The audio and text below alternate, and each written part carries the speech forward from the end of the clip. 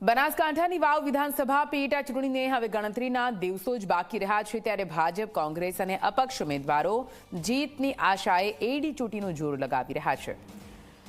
હાલ તો વાવ વિસ્તારમાં પ્રચાર પ્રસાર ચાલી રહ્યો છે। તેવામાં ભાજપના ઉમેદવાર સ્વરૂપજી ઠાકોર ગામડે ગામડે ઝંઝાવાતી ચૂંટણી પ્રચાર માટે પહોંચી રહ્યા છે। ભાભરના મીઠા ગામે ચૂંટણી પ્રચાર અર્થે સ્વરૂપજી ઠાકોર રાધનપુરના ધારાસભ્ય લવિંગજી ઠાકોર અને ભાજપના નેતાઓ સાથે પહોંચ્યા હતા, જ્યાં મીઠા ગામના લોકોએ 11,000 રૂપિયા સ્વરૂપજીને આપીને વોટ આપવાની ખાતરી આપી।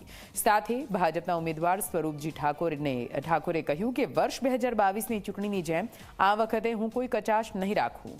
હું વાવ વિસ્તારના વિવિધ મુદ્દાઓને લઈને લોકો વચ્ચે જઈશ અને વોટ માંગી રહ્યો છું।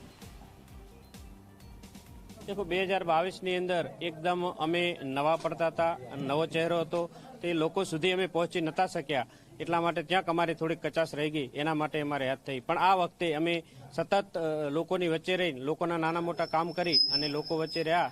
એ લોકોને પણ હવે ભરોસો છે કે આ વખતે વિકાસને ભાજપને વોટ આપી અને આ વિસ્તારનું જે કામો અટક્યા છે એ કામો કરવા માટે લોકો આતુર છે। એના માટે લઈ અને ભારતીય જનતા પાર્ટીની કેન્દ્રમાં પણ સરકાર છે અને રાજ્યમાં પણ સરકાર છે, તો જરૂર અહીં વિકાસના કામો અટક્યા છે એ જરૂર થાય, એને અનુસંધાને લઈને લોકો આગળ વધી અને કમળના નિશાન ઉપર વોટ આપી અને વિજય બનાવશે।